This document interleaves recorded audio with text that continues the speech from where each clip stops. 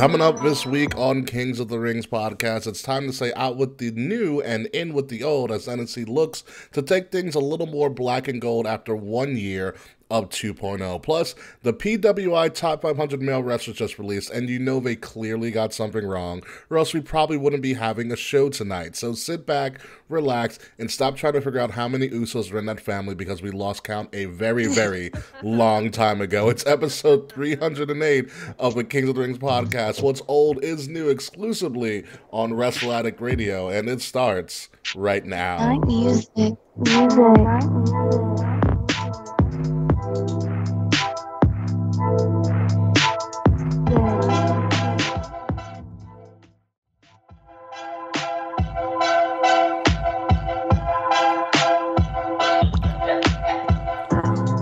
Oh my god, the Yankees are finally waking up and getting their shit together. I'm so fucking happy. Oh, dude, the Double-A Yankees beat up on the Rays 2 out of 3. And the Sox. We fucked up the Sox last night, which is fucking great.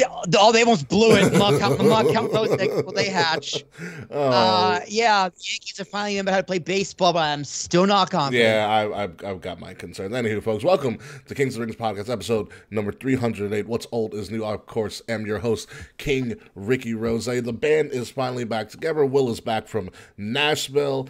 We've got some interesting stuff to talk about tonight. NXT threw us a giant swerve on the 1 year anniversary of 2.0, and lo and behold, right before we started recording this episode live on Twitter, Twitch, YouTube, and Facebook on all of our pages, and on Wrestle Addict Radio's YouTube page as well, the PWI Top 500 released this afternoon. So we've got some shit to talk about. But before we get to all of that, Will Tereshock, how was Nashville?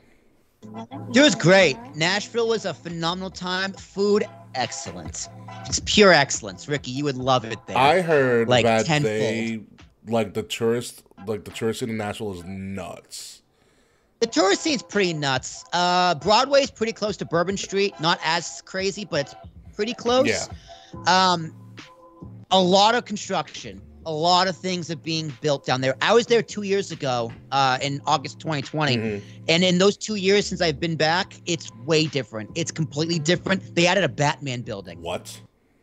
Yeah, like there's this a giant building, but like there's like tips like on the like bat ears. Oh, okay. Okay. You Yeah. gotta send me a picture. I'll send you a picture. Yeah. It's pretty weird. But after that, dude, I went to Atlantic City. I was in Atlantic City last weekend. So I was back from Nashville last Thursday. Then Friday we drove out to Atlantic City. I didn't break even. I didn't lose money. I went right at even. So I went in with $200, ready to lose $200. First night, or first half of the night, I was up 100, then down 100. Okay. And then I left the night up 200. Okay. And then the next night we went back. You I lost it all. too. Lost it all. So I left even. Tisk. But yeah, dude, roulette and blackjack. That's my shit, I guess. Yeah, stick with blackjack, man. You gotta. Yeah, it was fun. It was fun. So I had a great weekend. I'm sorry I missed last week because I got a lot of rant and rave about. But Kay Murphy, I might break your heart tonight again. I'm sorry. I think Kay. We lost Kay. Did we lose? Really? I lost Kay. Really? Yep. We fucking Internet lost Kay. down. Eddie Casey's at it again. God Rickie. damn it. We can't have nice things at all. We have lost Kay yet again. Although I like this version of Kay. They look really studious. Right? They're like they're trying to get info. I love when we have KOTR boys night. It's like every other week at this point. It's been a little too frequently recently, not gonna lie. Ever since Kay moved to Queens, it's just been nothing but trouble. Yeah. Seriously. God, I mean, seriously, Kay, like just you guys need to pull in the extra money, cut those cords, and get the better internet service. Dude, gig speed. I pay $70 for gig speed on Optimum, and amazing. Trust me, it's Optimum. I need it. Yeah. Gig speed is amazing. So while Kay figures that out, I guess it's just us boys. So will you CM Punk? Wait Punk. for Yeah, it. So you've been gone. You were gone for like the Labor Day recap of shit. And what were you able to watch? So I flew out on Sunday morning. Okay. So I did watch Clash of the Castle being at 1 o'clock in the afternoon was the best thing. I think Andrew Zarian's onto something. All wrestling pay-per-views should be Saturday afternoon at 1 o'clock. Huh. It was the best. I just woke up, ordered a pizza. Did I order pizza? No, I got. What did I order? Got Mexican. I got Hoboken burrito. It was delicious. Wow. And just watch Clash the Castle. It was amazing. And then after that, I packed smoked some weed, watched some wrestling. Not watched them. I played some video games, and then left here at like 9 o'clock. Went to Jazz's house. Clash of the Castle was incredible. It is the from the crowd to the layout. I love how WWE makes their layouts are really simple, but it really has that really cool. It has a great effect on how it's shot. Yeah. I like the walkway, and it's a little ramp. I believe there's a small ramp. I think they created like a platform. Platform that kind of steps down. That kind of steps down, something like that. Yeah, I'm not exactly. Yeah, I mean, sure. it was a fun show.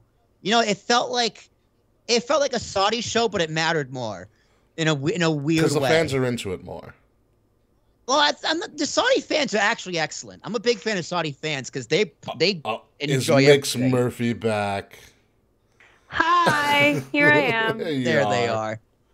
But I don't know what it was about the UK, but like the matches felt more important. Like, you know, we didn't have an Undertaker versus Rusev in a casket match for no reason. Yeah.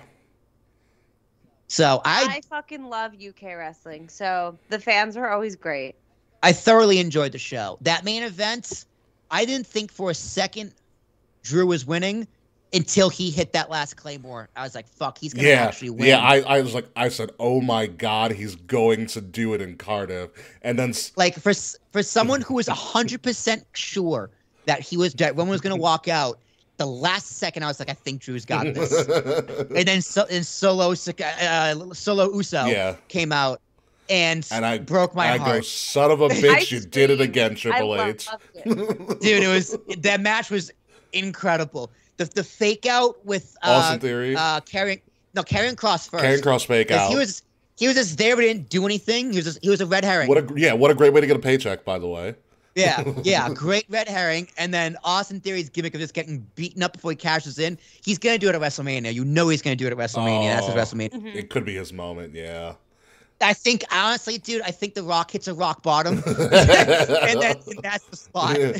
And then what is it? You had Charles Robinson getting knocked out, which I think I mentioned this to Kay last week, but you were talking to Charles, or I mentioned to Kay, or I probably said both.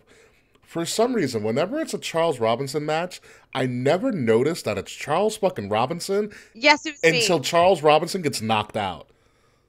Like I always forget he's the ref. Yeah, it's a sign of a good ref. Yeah. And when he gets knocked out, I go, son of a bitch, it's Charles Robinson. Some shit's about to go down. Yeah. Yeah, he's a phenomenal referee. he's literally the Dusty Finish ref for WWE. Dude, I'm telling you, this 1 year, they just need a Hall of Fame class of just all the referees. I wish Tim White would have gotten in before he passed away. Yeah. He'll probably go in posthumously. Posthumously, yeah. I believe that as well. Tim White, he literally gave his career to wrestling because his career ended at Hell in a Cell. He was life to wrestling. He took care of Andre, too. Yeah. He was a handler. Yeah. He was a handler, yeah. So, no, it was... That match, I don't like... The main event of Clash was fantastic, and I didn't think... And I still don't know if it topped Gunther versus Sheamus. Oh, it did. Gunther, my God. Gunther versus Sheamus was outstanding as well. And I love that Triple H was like, you know what? Majesty. Imperium's back. Fuck what we were doing before. That was Thank God. He's like, you know what? Fuck it. Let's just do it. Bring the Italian back, or let's get someone else. It'll work. Yeah, no. I'm so happy. I thought Sheamus would win too. I thought Sheamus was actually going to win as well. It was close. And like we've said it before, Sheamus is one of the most underrated superstars of his generation. And if you don't respect Sheamus after that match, you can probably go fuck yourself. Yeah, no, Sheamus really is he's one of the most underrated superstars ever, for sure. He's a first ballot Hall of Famer. Underappreciated too. Yeah. He puts on solid matches with anybody. He works well. He's just really good. Just really good. What else? So you saw Clash. What else did you watch? I managed to actually. Here's the thing. So I think it was Sunday night, because that was when All Out was. We were out, and then So we had this bar, Ricky. You'd love this bar. So this bar, it's little hole in the wall. Perfect. Like a little dive bar. You don't. There's no front door. Like they gotta let you in. They get on camera. They let you in. Oh, okay. A little shady, but all right, continue. In groups, like it's dark. There's like 7 or 8 tables. The gimmick is there's no menu. Every drink is $17. You just tell your bartender, I like this kind of vibe, this kind of feel, this kind of flavor, and the bartender just makes you a drink. Oh, I love that. Okay. It was really cool. So I told someone like tropical with rum and pineapple. Fruity, but okay, gotcha.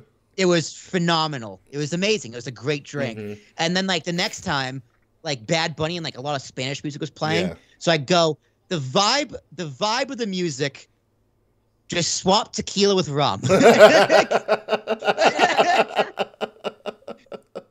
anyway, like it was there where Jazz's friend Janie, who also lives down there, met up with us, and she was like, "Oh, my boyfriend Jesse's watching like wrestling tonight." Like, I was like, "Oh, is he?" I was that like, "Guess." Out. I was like, "Hey, Jazz, guess where we're going?" So we got dropped off there. Me and Jesse watched wrestling. I got in. You got dropped off.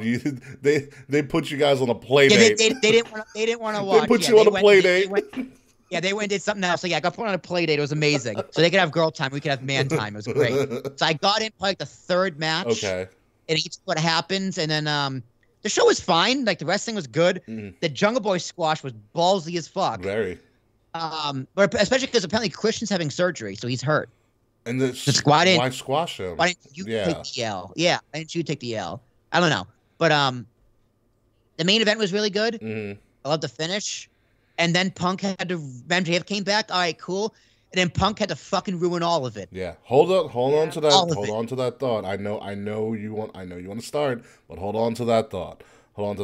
So were you able to see Worlds Collide at all, or any remnants of it? No, I skipped all that. You should watch Carmelo Hayes versus Ricochet. It is close. It's probably the 3rd best match of that weekend. It is that good. You know how Carmelo Hayes is like trying to be like a pretend ball. He's pretty much trying to be like LeBron. Yeah. Okay, so his entrance was he used the digital screens around the NXT arena, and he hung jerseys of everybody he's beaten. That's pretty awesome. Before he came out. That's pretty cool.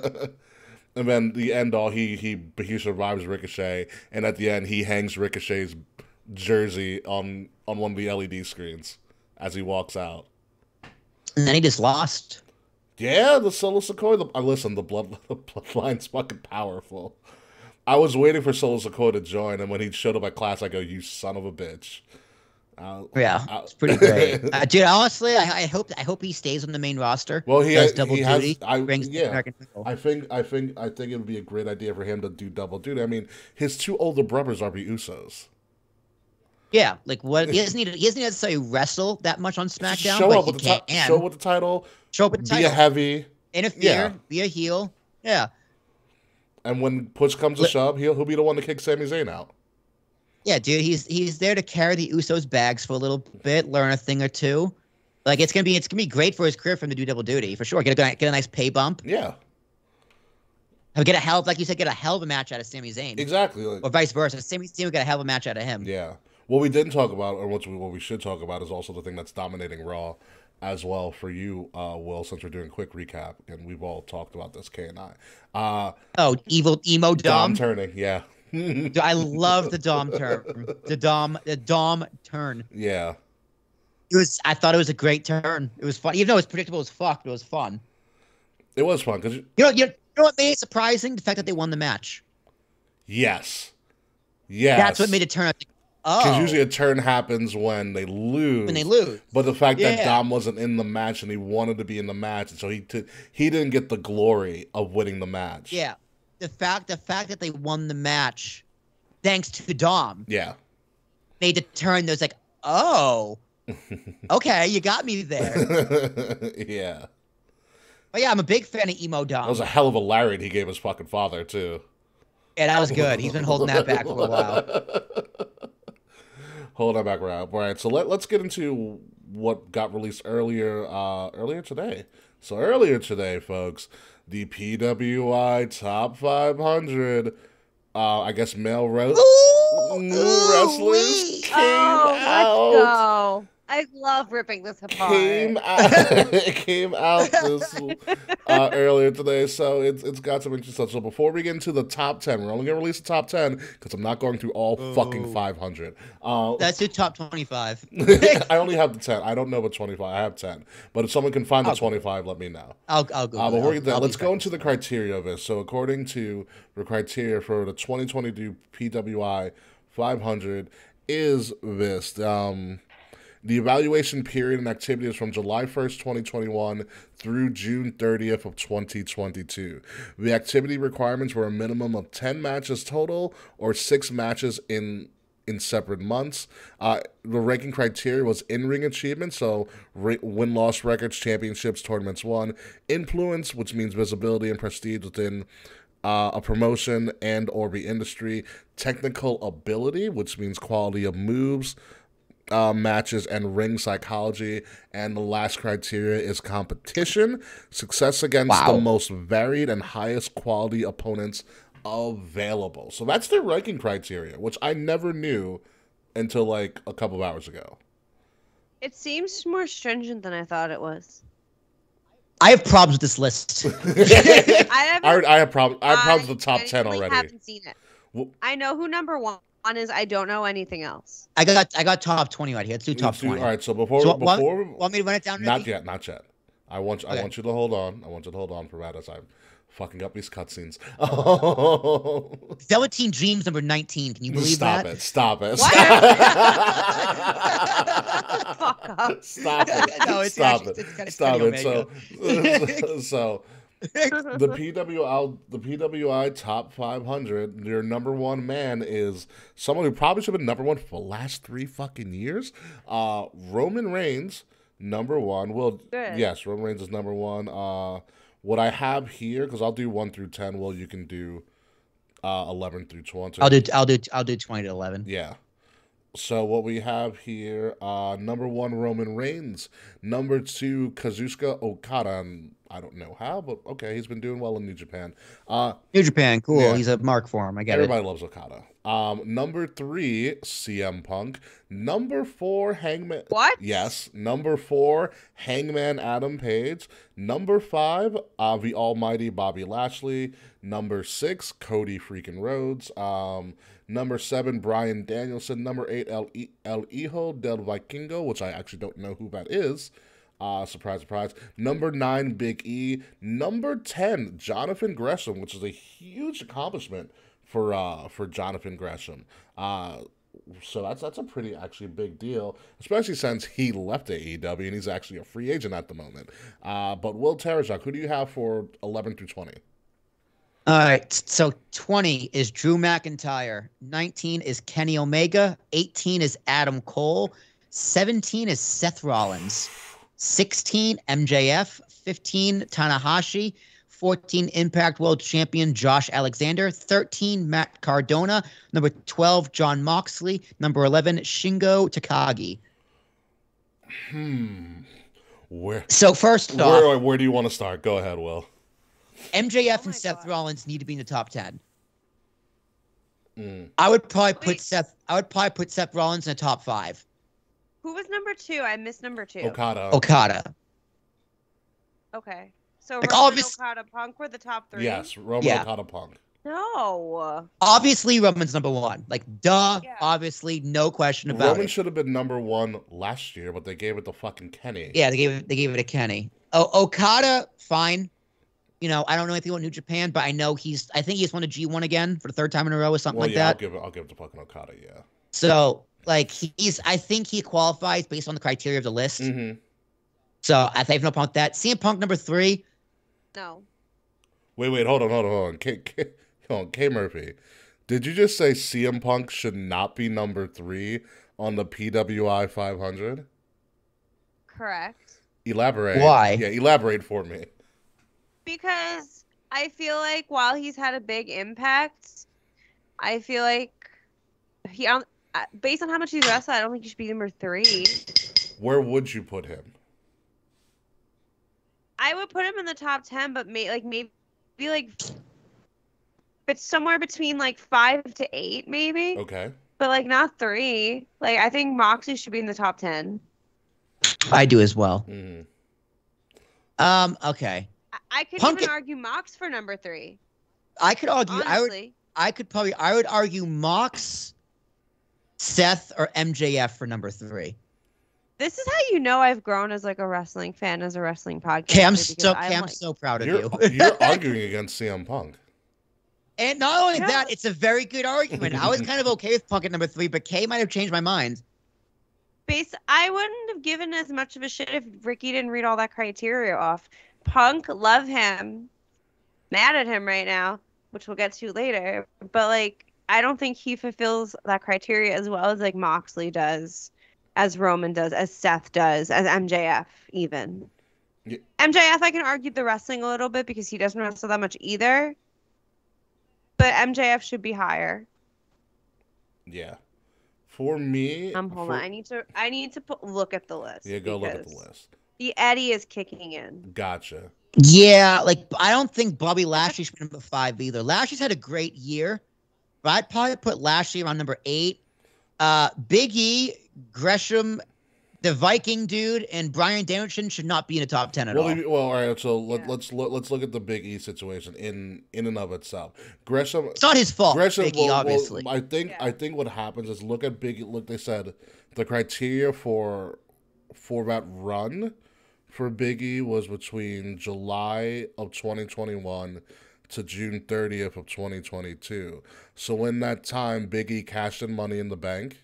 He became a world champion. He faced Roman Reigns at Survivor Series. I forgot who he dropped. I forgot who he dropped to. I forgot who he dropped the title to. Well, it was in a multi-man match, wasn't it? Who did he drop the title to? Oh, Brock. No. What? I believe it was Brock, but I don't remember how he dropped. I think it was a multi-man match where he did not get pinned.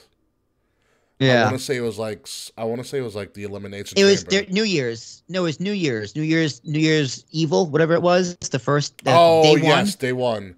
No, because Brock wasn't. No, Roman couldn't show. Because Roman got COVID. Remember, they did a switch at the last minute. And then they put Brock in the triple. They put Brock in the title match. They put Brock in the title match, and Brock won it. Correct. Brock won. And Big E was still around the mid-major scene until they. Then he went back with Kofi in New Day. And they were still around the scene, and then he screwed up his neck. So there is an argument. There's an argument there for him to be in the top 10 based on, again, the championships he's won and the quality of his opponents. Like facing Roman and Brock within that same time frame is a big thing for him. No, I don't think he had a good title run at all. It's not the fact that he had a title run, but it's quality of opponent. Yeah, it's also a quality of title run. I think I don't know how everything's weighted, but I would weight quality of opponent too. Like he faced Roman in a non-title match at Survivor Series. I mean, yeah. So that's sure. Yeah, he had good opponents, but like major. So I would put quality of title run. I would put under major feuds because that's just like where you're positioned on the card. Sure. So he was still kind of an upper mid card champion. Well, because Roman's so dominant. I think when your number one's that strong, Roman was wrestling every day. Yeah. He was a strong number 2. Sure. Yeah. I don't know. His title run was very meh to me. His character was just the exact same. I think his character was a little bit more serious, but like again, it's one of those things. Like we won't know how much his character could have evolved because he got fucking injured. You know what I mean? And like also, like what is it? A lot of first runs as champion aren't good. Like Jericho's first run as champion was shit. Drew's first run as champion was just poor circumstance.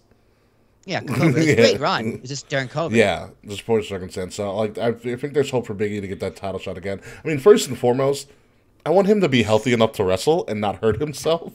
Like first and foremost. But I still think there's a debatable argument there for him to be in the top 10, if not the top 15. I think I would say top 15. Sure. I think he missed too much time for top 10. No, he got injured right before Mania. Mania was right in April So he missed he missed a month. He missed like a month. Of that he missed criteria, a month then. All right, so you know what? You make a better case then. You do make a good argument. Yeah, it's that length of time is really crucial. It's a funky amount of time, but that length of time is really crucial to where you place people. You know, in the grand scheme of things. Yeah, because it's not now to now. It's certain criteria. Yeah. That makes more sense. Biggie did have a good run. He just won the title a year ago, like this week. Exactly. Yeah. Yeah, on Tuesday, I think. Yeah. What is an atrocity to me is how in the hell is Seth Rollins not in your top 5? Yeah, I would probably put Seth Rollins 3 or 5. I think Adam Page is a good number 4. I'm like going through the full list right now. Yeah. And some of the shit I'm seeing is insane. AJ Styles is 74. What did he do what did he do? He didn't do much. Yeah. I know that he hasn't done a whole lot, but it's just wild to me that like AJ Styles is like. Oh, he's not a 74 like wrestler in the world. He didn't do much during that time frame. He's chilling. Yeah. Get a paycheck. Exactly. Hook is 124. No, stop it. Hook needs to go to like 499. Hook hasn't done shit. Come on, stop. Oh, stop. Hook's over. Fuck Hook. Hook is so over. Hook's over, dude. Jeffrey is 160. Who? Jeff Hardy. All right. I don't know what the fuck you want me to say. All right. Apparently, Sting's not even on the list. For the amount of things that Sting has jumped off of in the past year, Sting's not dude, even on the list. How is Sting like not number 200? just on attempts of trying to harm his own body. Oh, dude, I'll put Sting in the top 50. Dude, I probably couldn't name 50 wrestlers.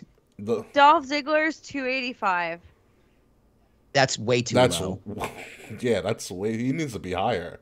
Listen. Yeah, Moxley's too low. MJF, Seth Rollins is too low. I think Drew's fine at 20. Yeah, I think Drew's going to have 19. a better year this year than he did in that last criteria year. Yeah. That's my thoughts on it. So this is the original PWI list, and this is obviously focusing more on male wrestlers. However, there are 2 more lists that do come out. So I think PWI 500 deals with heavyweight title contenders, junior heavyweights, and open division contenders as well. The women's PWI 150. The women's PWI from 50, which is a newer one, is going to be coming out at the end of October. That deals with women's title contenders, women's division talent, and women's promotions talent. And then also the latest of their PWI list, the Tag Team 100, the 100 best tag teams in wrestling, will be going out digitally at the beginning of December. So the PWI 500, obviously the biggest one we're talking about right now. A month from now, we'll be talking about the women's 150, which should be a wildly interesting conversation piece.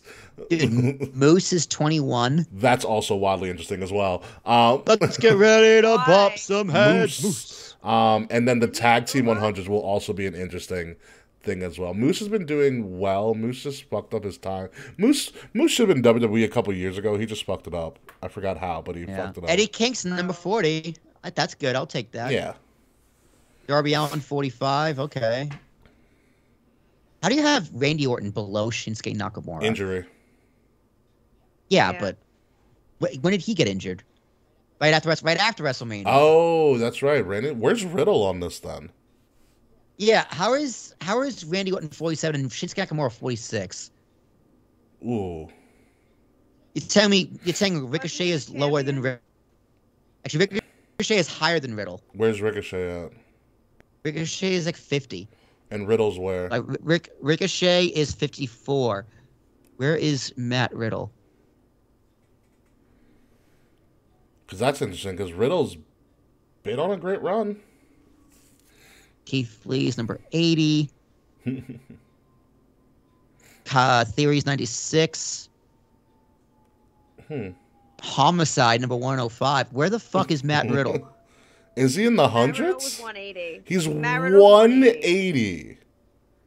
Yeah, 20 below Jeff. I'm a little shocked that Matt Riddle... Sting is 173. So you're telling me Sting had a better year than Matt Riddle? Sting is 173. Let's go. Sting, oh my God, Sting is in between W. Morrissey at 172 and Rey Mysterio at 174. Do you tell me Noam Dar than Matt Riddle? That's... And 180 is Matt Hardy. 183 is Nick Jackson. 184 is Matt Jackson. Okay, Riddle's 89. Mm. Okay, Riddle's 89. Okay. And Randy Orton's 47. Gotcha. All right, so let's pivot here. So, because I know Will wants to go on a bit of a rant real quick, and I know you don't think CM Punk, and I agree with you, CM Punk should not be in the top 5. But you also had some other things to say about Punk that you didn't get to air because you were not on the show last week. And I'm going to give you that time to air some of your grievance with Punk and the Media Scrum from Hell, which will be a great Dark Side of the Ring 3 years from now. Dude, make it tomorrow, all right? You already got the footage. I want to see that fight footage. I know it's out there. 12 people think it's the world. Oh, okay, no, the it's footage, not. Then? It's definitely not. Yeah, dude, CM Punk is the modern day Bret Hart. That's just a fact. That is just a goddamn fact. And what I mean by that is someone's got to sit him down and go, pal, it's not real. It's not real. It's not real. Wrestling, man, wrestling's fake. And you're not a world champion. Like it's too real, man. And CM Punk is the guy who made a career of burying his own grave. Why didn't CM Punk make it to the tippy top? He got in his own way. Literally. Like, this is just the story of CM Punk, and it really is sad because the guy does have such a connection with the audience. It's just like, dude, I get you're upset about Colt Cabana. You're really annoyed about Colt Cabana. But, bro, no one fucking asked you about Colt fucking Cabana. You just saw his friend and went fucking off. What? Again, what are you doing? What are you doing? Why? Why? Why did you do it, Phil? Why did you do it? Why? What is the point? Did you? So apparently they're saying that CM Punk said about 2 weeks before All Out or whatever that the press conference is going to be interesting. So apparently this is all premeditated. Even dumber. Scripted. Yeah, like Punk.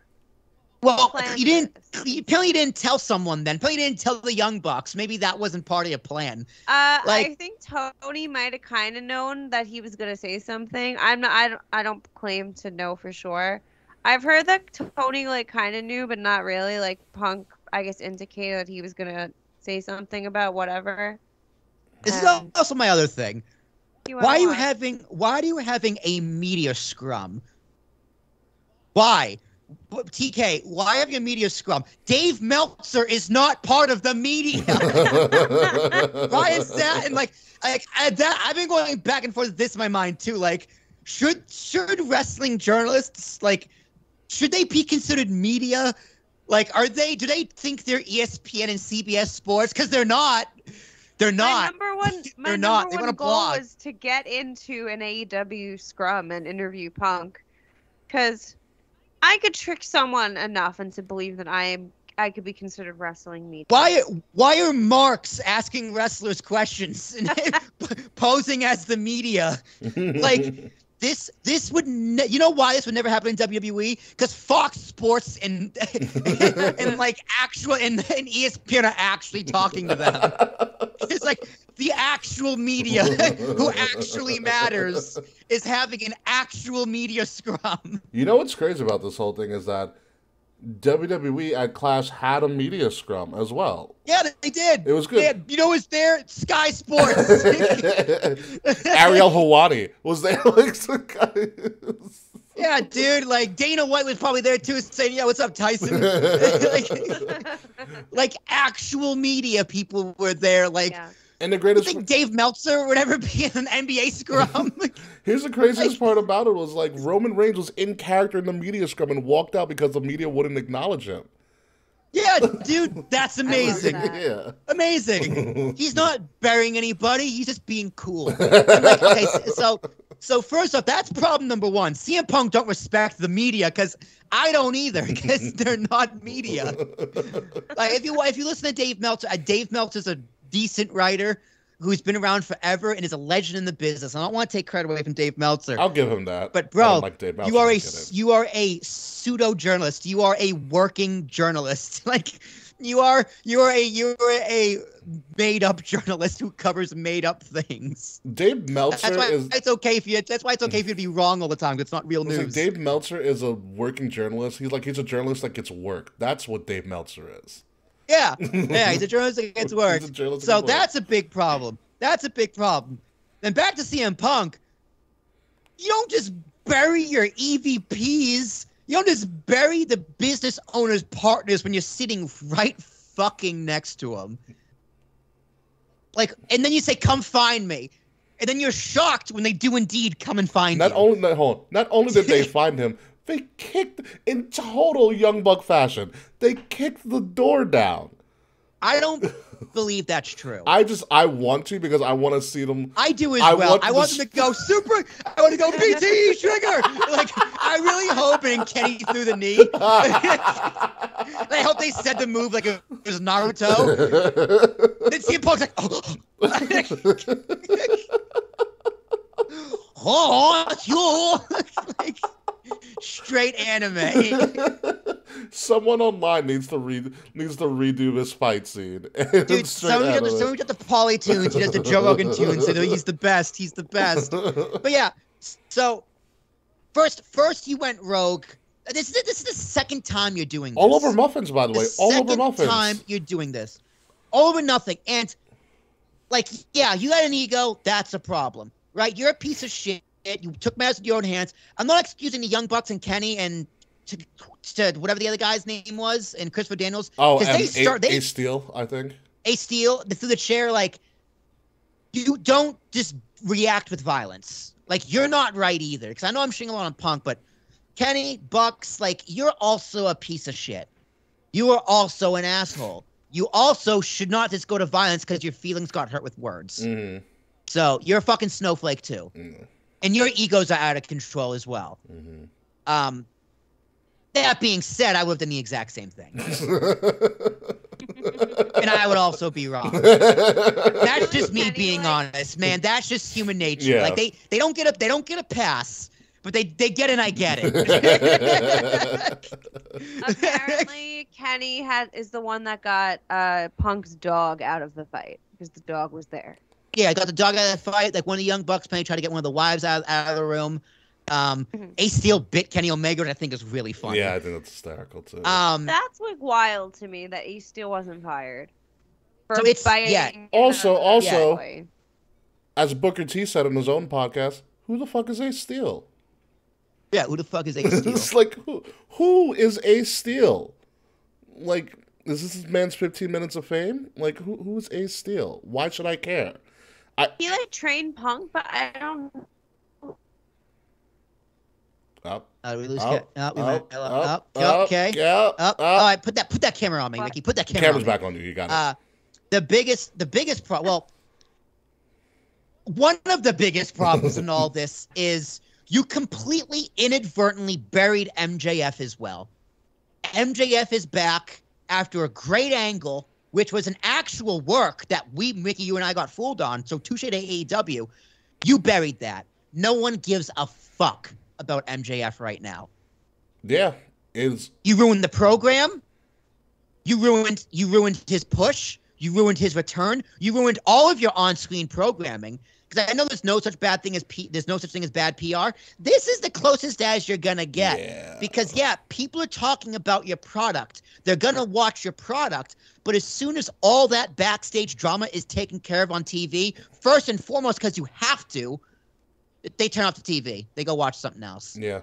Because your on-screen product cannot be successful if the only thing people care about is your backstage schoolyard bullshit drama. Yeah. Just can't. It just can't. And I do feel bad for TK. I love calling him TK, Tony Khan. But bro, you gotta get the bull by the horns and start fucking firing some people. Yeah, that's my thing with TK.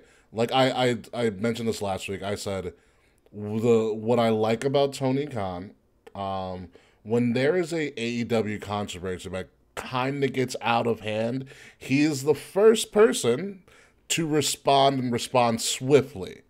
However, it shouldn't always get to that point where he has to do some sort of PR move to save face. Like, I mentioned the example, like, for instance, when the Sammy Guevara shit came out, and it looked really bad. Tony Khan was like, listen, we understand, he's suspended, we're going to get him training, he can't come back until we're satisfied with him. Which is great, perfect move. You know, he did the same thing, he's done the same thing with the Hardys. You know, he's done it with, I was going to say DNA. Moxley as well. Yeah. You know. Yeah. But when there is something that is blatantly fucking up like, you are right next to the guy who is fucking up your product in your face. Yeah. Cut his mic off. Pull him to the side. Do something. Don't just... You gotta do something. Don't just sit there. Don't just take it. Don't just take it. Like, TK, it's not your fault, but God damn it, it's your responsibility. Yeah. So the question is, what do you do? What do you do if you're Tony Khan? And this is what I think I would do. Mm-hmm. I would fire anyone who isn't Kenny, the Bucks, and maybe Punk. Everyone else involved, you're fired. You're gone. You can't do that. You gotta send a message to the whole everybody. Mm-hmm. Now, you keep the Bucks and Kenny because it's their company too. Right, you give them a big suspension. You scold them heavily, but I don't think you fire them. I don't think you can do that. I don't know. Not with EVPs. I don't know if you can do that. You also probably can't do that because they have stake in the company, right? Like, that's a big legal issue. Yeah. With Punk, I say maybe because maybe it could maybe they be demoted, or you know what? They can't be on-screen characters anymore. Something. Yeah. Something. I think that can be worked out between the three of them. Mm-hmm. But with Punk, I say maybe. Because I don't think the decision should be up to TK. I think, listen, the locker room apparently allegedly has a lot of heat on Punk, and you have no respect amongst the boys right now. So what I would do is I would go to the boys. I would get a group of the seniors. I would get some like Jericho, Moxley, people who are veterans of the industry, Christian, JR, the people you hired, Big Show, Mark Henry in the back. Are you instituting Wrestlers Court again? Absolutely. I would go, guys. This is an issue this is a locker room issue above all. The locker room decides, does Punk come back? I don't think in the history of the original Wrestlers Court did they ever have the livelihood of someone's career on the line. However, I'd be like, do you want him back in your locker room? Can you do business with him? Like, for a business perspective, I think it makes a lot of sense to make amends because Punk still has money to his name. He does make the dollars and the cents. He's not wrong. Mm-hmm. But amends need to be made, and you as the head of the company need to make a statement and make amends with your locker room as well. Yeah. You got to send a message, and you got to make amends to your boys, making sure you know everything's all right. Because morale in that locker room, I'd imagine, is fucking piss poor. If I'm Hangman Adam Page, I'm asking for my release today. I'm on the phone with Trish, be like, what the fuck can you do for me? Yeah, Malachi Black was also released, by the way. I think that was for his. It's conditional. I believe. Yeah, there's other things going on there, but like, dude, people are gonna start asking for their releases because Keith Lee and Swerve also got into a little spat to Scrum as well. Yeah, that was also a weird thing where. Wait, what happened with them? Well, I only saw Punk with them. It was like during their match, which was a fantastic match against the Acclaimed, it was one of the best matches on the AEW card, which is drawn out in and of itself. A media person or whatever asked them about the possibility of like a rematch. And Tony Khan was kind of all for a rematch, and Swerve was in a mood. Like, I don't know how to explain it, but Swerve was into... Yeah, I don't know what the fuck up was up. And Keith Lee, too. Keith Lee was kind of a little bit more passive about it. Dude, it kind of feels like him and Swerve don't like each other. That also could be in it. I never thought of it that way, but that also could be a thing as well. I wondered that, too, if they didn't like each other. You know, but, like, Swerve was kind of all about, like, why didn't... Oh, I think somebody asked the question, how come they didn't do, like, a switch in the middle because the Acclaim was so fucking over. In Chicago. Yeah, to which I say, I say, what a dumb fucking question. Satin, what do you got? Exactly. And Tony Khan kind of like hyped the fact that it was a rematch, blah, blah, blah, blah, and Swerve was really about it. And then Tony Khan tried to, I guess, kind of talk to Swerve and say, like, yo, this is just a suggestion, blah, blah, blah. And you hear Swerve audibly say on the mic, okay, you know, do what you want. You're the head of a company, but don't get mad if someone gets hurt. And he goes, are we done here? And they fucking walk off. And I go, oh, that didn't go as planned. No, that was bad. Yeah.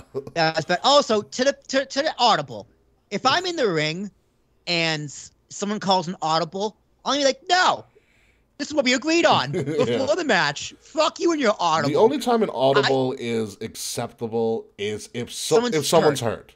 And someone's hurt and there's a title on the line and that title cannot go vacated. Like, you have to do something. I don't know if that's a question that's ever been asked to Bischoff, JR, Bruce Pritchard, anyone who's in a booking position. Have you ever called an audible and changed the finish mid-match? It's happened. Like other than an injury. Yeah, other than an injury, no. Other than like has a situation like people propose for the Acclaimed ever actually happened? Yeah, no, I couldn't say. I can't think of one. Yeah. I've never heard someone speak on one. If I would talk to Pritchard or Conrad or whoever, I'm gonna ask that question. Yeah. That's a great question. It is. It's a fucking phenomenal question. But you know, TK needs to get a hold of that locker room. TK needs executives that aren't wrestling marks. Or dude, if you're gonna be one of the boys, fucking be one of the boys. And have someone else run the company. Yeah, or take his ass to wrestler's court. Yeah. Like it's getting bad, and I said it just like as much as I like kind of have my issues with AEW and I've had them for a while, like you still don't want to see a company that has been so as quickly successful as them from a popularity standpoint to just go belly up and sink. They're not gonna go. They're not gonna go belly. Absolutely not. I'm saying, but you don't want to. But like but the seeds are there for like this can crash if you don't start turning the ship. You know, you could hit this iceberg and start sinking if you don't do anything about it right now, and it would be this like frustrating because all of this was fucking avoidable. Well, like, none of this shit needed to happen.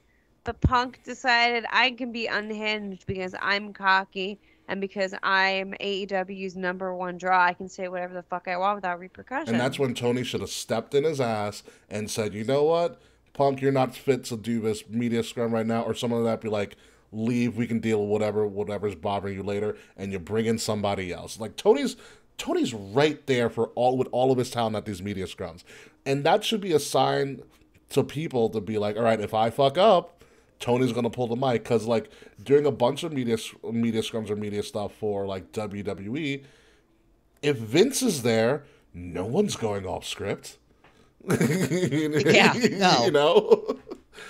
Like, and Tony wanted to laud himself as, like, you know, the longest tenured CEO as soon as Vince retired, but Vince got that because he commanded respect, and he is nowhere near the respect that Vince McMahon has in the industry. No one would think of doing that to Vince McMahon. Exactly. Vince is that revered. I don't Can you think. imagine? I don't think people would think about doing that to Dixie Carter. Yeah. I really don't. I think a lot of people, that's such people who would be doing those media scrums, they probably really liked Dixie because, you know, they were put over. Yeah. But I don't think Dixie had a locker room problem. I don't think she had a respect problem. She had a management problem. She had a CEO problem. She had a I want to be on TV problem. Yeah. Yeah, that was her ego problem. But in terms of business and, you know, relationships with the boys, I never heard the boys talk bad about Dixie Carter as an executive. Yeah. You know, maybe a little she doesn't know what she's doing, but nothing like negative. Nothing negative. And Tony has this issue. Tony needs to grow some balls and stop trying to be everybody's friend. You know, what is it? Scott Hall, the late great Scott Hall, may he rest in peace, had the greatest line ever when he moved over to WCW. You can either make money or you can make friends. Yeah, we already have a lot of friends. Time to make some money. Well, it's you know how like we as marks ask, why doesn't WWE do this? Why can't they just do this? I feel like AEW just answers those questions. They go, here's why. Why can't we give what the marks? Why can't we always do what the marks want? Well, that's fucking why. Here's why. Yeah. Like somehow Shawn Michaels is a great executive, but Kenny Omega is not. You know why? It's like you think you would have learned from NWA, AWA, like any other territory, WCW. You cannot be an on-screen wrestler and an executive. Exactly. Correct. You can't do it. And you can't do it. That's why Cody left. It's not going to work. That's why Cody left. That's why Cody left. That's why Cody left. You can't do both. Can't do both because egos will get in the way. You can't mix wrestler ego with, oh, fuck, I have to run this company ego. Yeah, it doesn't work out. And oh, I want to be on TV ego. Yeah, like, it's human nature. That's why it's like I understand why Kenny and the Bucks went through fists because it's human nature. Yeah. It's human nature. It's impossible. Any person in that situation, or at least most men in that situation, probably would have done what Kenny and the Bucks did. I agree with you, French. Vince did do both, but Vince was always pushing a storyline to help get somebody else over. And then you can make the argument, yes, Vince made himself WWE champion, but it was still in storyline to help get somebody else over or even more over than they were before. I think at that point it also didn't fucking matter. It also didn't fucking matter. They were destroying the Monday Night War. And honestly, everything, Vince was in a man's like, I bet Vince was in a room was like, I wonder if this will work. It's so crazy, it just might work. And guess what? It fucking worked. The product was so hot, Val Venus was over. Listen, Val Venus, I love some fucking Val Venus, like old school Val. I do too. Val, I'm a big fan of Val. The shit that Val Venus got away with was amazing. Yeah. So hopefully, I hope CM Punk's fired just because I love that I'm comparing him to Bret Hart because he takes wrestling way too seriously. He takes his character way too seriously. Apparently, he takes Colt Cabana like Bret took Shawn Michaels way too seriously. Who would have thought Colt Cabana would be the Shawn Michaels of this group? Yeah, listen, in 1 year, in less than 1 year's time, CM Punk went from the talk of a town to he lived enough to see himself become the villain. Dude, you got to stop burying the pillars of that company. Seriously. You got two of them now. What's next? What's next? You're going to just break Jungle Boy's arm on purpose? Like, yeah. Yeah, it's just like, oh my god. You got to fuck Britt Baker and like make her leave the company? Like, like how many more pillars you got? You got 2 months. Oh, and you did MJF. You did MJF again, too. You got 3 pillars down. Yeah, I'm not like, and I'm with you, too. But, like, I would not be surprised if Adam Page says, get me the hell out of here.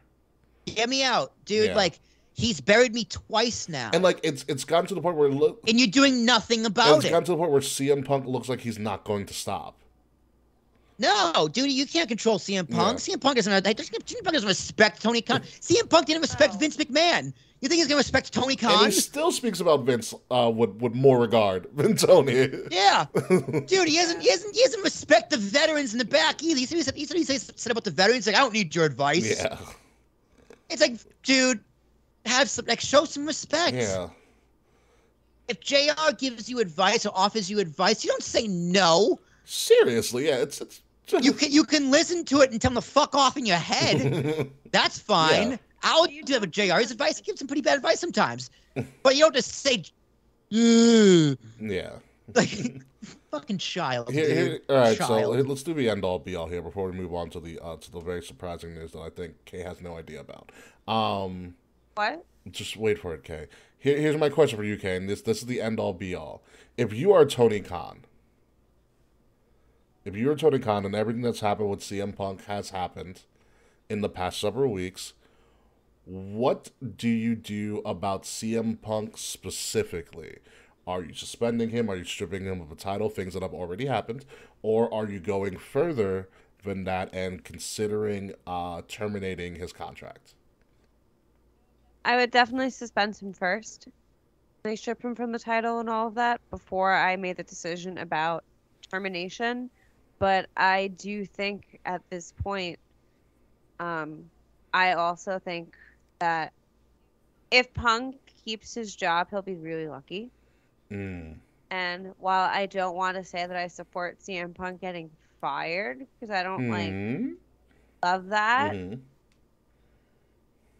I don't think he deserves this. If he comes back, he doesn't deserve the top spot. Like, I don't think he respects anyone besides himself, which is fine. I guess, but not if you're trying to be this top guy. Like, he's just that Scrum. He was just such a dick for literally zero reason, and he even down to him pitching, like he was pitching that bakery and he had a garbage bag of seltzer. Like, get it together. You just won the title, and I would not have known CM Punk won the title by watching that. Yeah. And that defeats the point. I feel like that defeats the point of the Media Scrum. The Media Scrum is to, celebrate the win and look to what's next. And instead, Punk went unhinged for 20 minutes and ate muffins. Yeah. Yeah, Rickie, here's what you do. I got it. I got the perfect solution. Right, so you're gonna fire CM Punk. But you're gonna do it by the mail. You're gonna do it by the mail. Oh no! And it's gonna get in the mail on his wedding anniversary. Which, by the way, shout out to my parents. Their 37th anniversary is today. Congratulations to them. Oh, so, anniversary. And then you don't stop there, Rickie. Thank you. You don't stop there, Rickie. You go up on Dynamite the next day, wearing a CM Punk shirt, and you just open Dynamite, him in the ring, and you kiss him goodbye. Wow. And you just leave. Wow. That's what TK does. No words. Mm-hmm. And then that's it. No one hires CM Punk ever again. He can join Control Your Narrative Wrestling. Which doesn't even have any owners anymore because they're all back in WWE. They're all back in EC3 is still available. That's what I would do if I was petty. If they decide to keep him, which I don't think they should decide to keep him, in my burning opinion, as my phone goes off because the Yankees just scored, they need to do to CM Punk what they did to Triple H when Triple H was about to win King of the Ring and didn't get that, and they gave the push to Austin. He needs to learn to eat shit and like it for a very long time. And if he doesn't like it, see you later, man. And as Mr. Fred said, put him on Dark Elevation for a couple of months. That'd be pretty funny. Kenny and the Bucks, what I would do is I'd be like, listen, guys, you are no longer everyday wrestlers. You are only EVPs and vice presidents. And you're never winning titles again. You're never winning titles since you are a draw and you do put asses in seats. You're on a Brock contract where you wrestle once, twice, maybe up to 4 times a year. That's it. Honestly, that's what it should have been from the get-go. Or put them as on-screen authority figures of some sort. Or is that too much power? I think that's too much power. Mm-hmm. I think because you got to punish them. Okay. Listen, you're no longer everyday wrestlers, but I can't from a business perspective. I have to put you in main event matches because you're a draw. Like Moxley Omega is money. You can put we still have Brian Omega. Like there's so many Omega matches to have and so many Young Bucks matches that need to happen. Like those matches have to happen for business sake and booking. Sure. But it's like you're only doing it on big matches. You're not every day. You're gonna like. You're not every. Yeah. That's your punishment, dude. Those can be pay-per-view matches. Yeah, pay-per-view matches. The Young Bucks do not need to be on weekly television wrestling. At first they did, but now that the company's 3 years old and it's established, I don't think the Kenny and the Bucks need to be on TV every week when you anymore. first started, obviously you go to the town that people know to kind of get the engine rolling. Yeah, it's or you no longer EVPs, no longer vice presidents. You still have your equity because this is your company. Sure. But you're just everyday wrestlers. Yeah, so you got to make a choice. Either you are a talent and you have no executive power, or you're not a talent and you have all the executive power. You cannot be both. Yeah, you should not be both. You're a super part-time talent. Because for fucking now, because we fucking need you, assholes. Yeah. And you're this executive. Yeah, so guess who showed up in our whole thing right now, and he said fire CM Punk through carrier pigeon, which would be hysterical. Taquan is here. He goes, I'm late, but whatever random time is it. Hi, Taquan. He goes, I told you I'm guys. Late, I told you he was getting top. Rick and Morty, Greek philosophy, that's shit. I said last week still applies. He says he was getting top. He says, I was on the campus movie theater. I wish I had a campus movie theater. Campus movie theater watching this indie film called Emily the Criminal. It does sound pretty interesting, actually. But be that as it may, that's all we can talk about for AEW. I think it's the longest we talked about for AEW in a very, very long time. Very, very long time. Yeah, man. Well, I mean, I still think cool things are happening on AEW. I'm sad Malachi's gone. I don't think it's because I don't know why he's leaving. honestly. Who knows? He I might heard just he's be having done. mental health stuff. That might be it. That's my best guess. I mean, he wasn't positioned terribly. He wasn't positioned great, but wasn't positioned terribly. Yeah. There is potential for more for him, but I decided this week I am not going to Grand Slam, which is a fucking shame because it's in my backyard. But like, I don't have it in me to go. Like this Punk shit has just bummed me the fuck out. Yeah. Jeff Hardy's shit bummed me the fuck out. Malachi's gone. Like, But hey, while there's Pac is a two title champion. You can now call him Tupac. That is true. And like there is stuff that I enjoy in AEW, like independent of like shout out to Tupac my now. 3 favorite wrestlers. Shout out to Tupac. But I don't know. It's rough. It's unnecessary drama. A lot of it's unnecessary shit that did not need to happen. And hopefully they can wade through this storm. Hopefully, but who knows. But anywho, let's move on to the big thing that happened last night, Mix Murphy and Will Tarashak. So as you know, NXT a little over a year ago dropped their black and gold and went to what some people called the Nickelodeon multicolor NXT logo. And they celebrated 1 year of NXT 2.0, as you guys see with that lovely NXT 2.0 design. And so they had a celebration. They did some stuff. Carmelo dropped the North American title to Solo Sikoa, which could mean he's going from an NXT title and should take it off Braun Breaker, or he might be getting called up to Raw or SmackDown, which also would be fantastic as well for him because he's the last of the great indie talents that WWE signed. So he kind of has that legacy to uphold. However, as a little bit of an Easter egg, K-Murphy, are you watching this? As a little bit of an Easter egg, they had a little vignette at the end of NXT with a voiceover by Shawn Michaels, and they said that NXT is keeping evolving. So do you see the NXT logo on the screen, K-Murphy? Yeah, the Nickelodeon. Yes, that is no more. Oh yeah.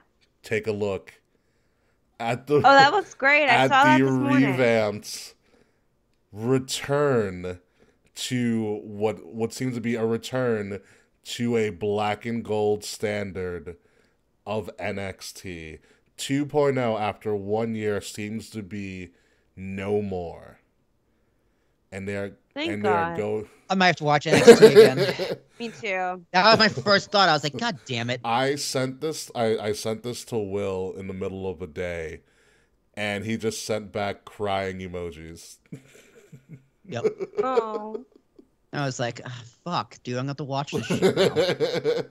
NXT's back. America's back, dude. America is back. Well, you think about look at it this way. So when we had the the 2.0, as I bring back to that level, when we had the 2.0, the idea was for them to be completely separate and, kind of do their own thing and be truly developmental. And that was never Triple H's idea. Triple H's idea. Triple H, who is now the head of creative all over the place. Like, he is head of, head of content? Yeah, he's head of creative content for the whole company, Yeah. Not just WWE, W and NXT. He's the head of all contact. That was never Triple H's idea for NXT. NXT was supposed to be a third brand, and people were going to do kind of a shared universe where people go back and forth, in and out. And I think we hinted at that towards the latter end of NXT 2.0, because you started seeing Dolph going over, and Finn coming back for a little bit, and Natty was there, Apollo, and all these bunches of people kind of in this shared universe concept. AJ Styles, Miz did a segment real quick over there and stuff like that. And I think Triple H is going back to that now that Triple H is in power. And he actually said during their UK tour when they were in Cardiff, he goes, "It's now my time to pick the flavor of wrestling." And Triple H is on that warpath, and we're getting black and gold. And from what I saw from Raw footage, shout out to Wade, who was also there in the crowd when this was revealed, it got resounding applause when this new logo was revealed. Because they hid it from everybody. Well done. Yeah. Well done. It's the most time people. This is the most people have talked about NXT in a long since, like, honestly, almost a year. And here's my question: why didn't they just evolve to this in the first? Obviously, it was the Vince influence. But this is such a. I love like it's cleaner. It looks It's pretty clean. cool. It is you very know, clean. if you want to say shiny, it's bright. If you want to say NXT was evolving into something else, you had the right change in the format of the shapes and stuff. Just the colors were off. Black and gold. Oh, it's so pretty. Honestly, dude, who would have thought branding would make such a difference? It really honestly, does. Just stop calling it 2.0. Yeah, but that's what they did because you see, there is no 2.0 there at all. Yeah. It is straight NXT. I'm interested to see what happens next week since I'll be able to watch it, which I'll explain that on the post show. I'll be able to watch it live more. I'm interested to see what the setup's going to be. I wouldn't be surprised if he brings back the Capitol Wrestling Center idea. Ooh. Oh yeah. Because that's when like we were like, oh, this is gonna be some fucking great NXT. Because that was like it was the hybrid of the Thunderdome and people there live. It was a great setup. So I'm interested to see what they do with this black and gold, how the setup's going to be. I'm looking forward to it. Do I still think the Thunderdome was really cool. I love a Thunderdome. That was fun. Like I want them to have a Thunderdome experience. Like I just can't believe they actually did it.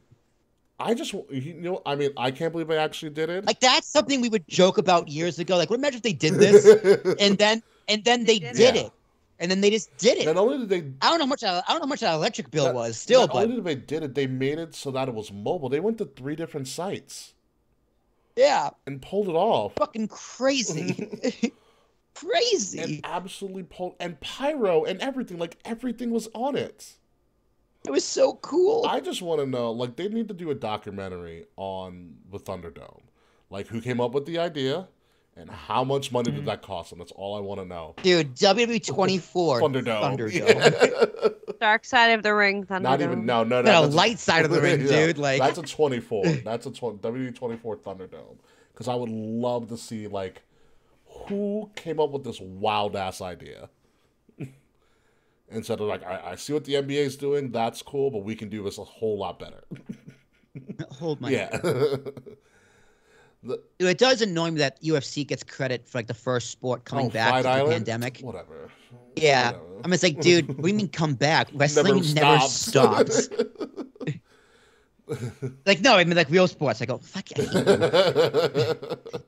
Pieces. No, all right, sorry, CM Punk.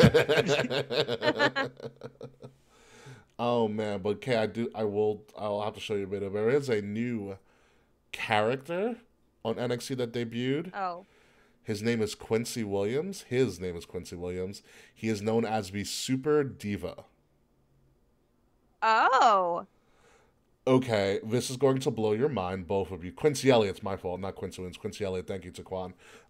Quincy Elliott, the Super Diva. So picture the concept of the Velveteen Dream sprinkling a flamboyance of gold dust, of original gold dust, in the body of King Mabel. Oh my god. That sounds awful. You would think, but it's weirdly entertaining to me, the one match I saw of it. Can he be a maximum male model? He might be hotter than a maximum male model. Oh. There you go, Taquan opening up your boundaries. Taquan says this is appropriate because I just got tickets to a drag show next month. Oh yeah. I want to hear about it. Yeah, what's his name, Ricky? Quincy Elliott. Quincy. Like Quincy Jones. Quincy. Quincy, like Cincy, but Quincy. Yeah, no, like the city. Yeah, Quincy. Sorry, yeah, he's.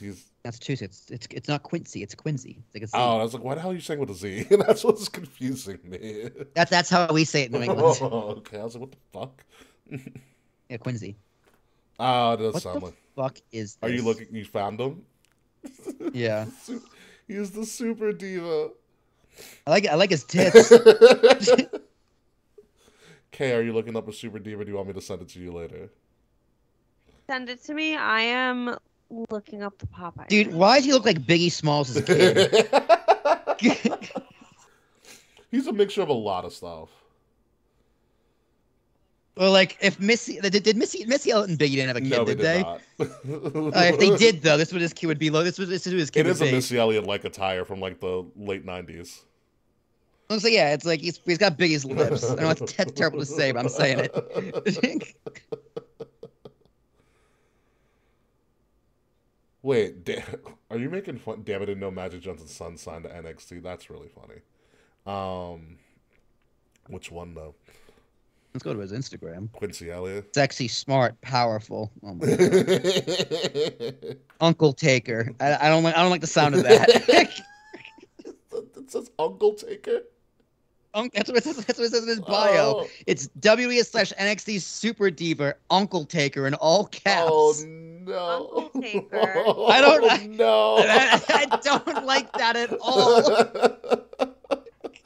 I don't want to know what that means. This fucking guy, dude. I don't. French, you might be onto something. concerned. He might be going for that androgynous type feel. I'm telling you, Vicky, go to his Instagram and watch this video of him on a moped. Tell me his like that's how he rolled into NXT. That's how he rolled into NXT on a fucking moped. He looks fucking ridiculous. But you know what? He's gonna get over with the crowd. It's so. I know. That's the thing, dude. I know.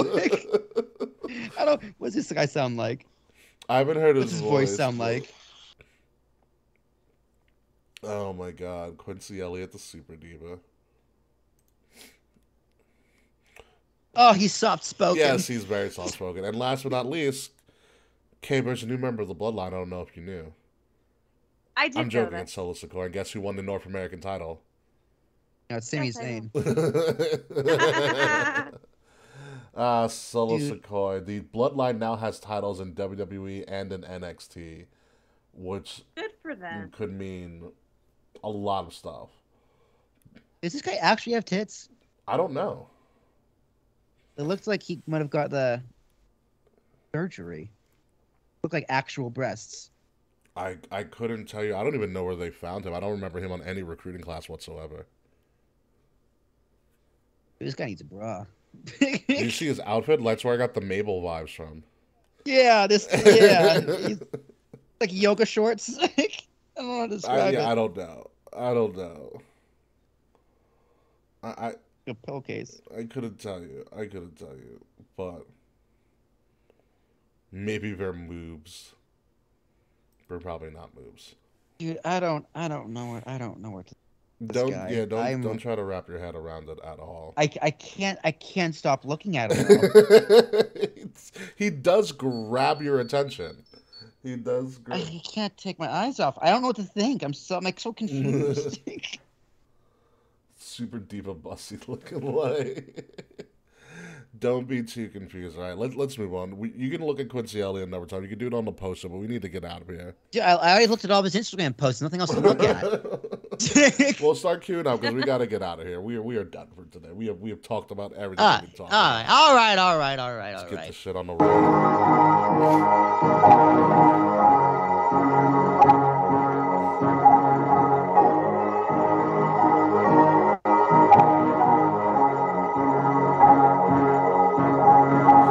Ladies and gentlemen, you have been listening to Kings of the Rings podcast, episode 308. What's old is new. I am not a super diva, but I am super. Thanks for asking. You can call me King Rickie Rose.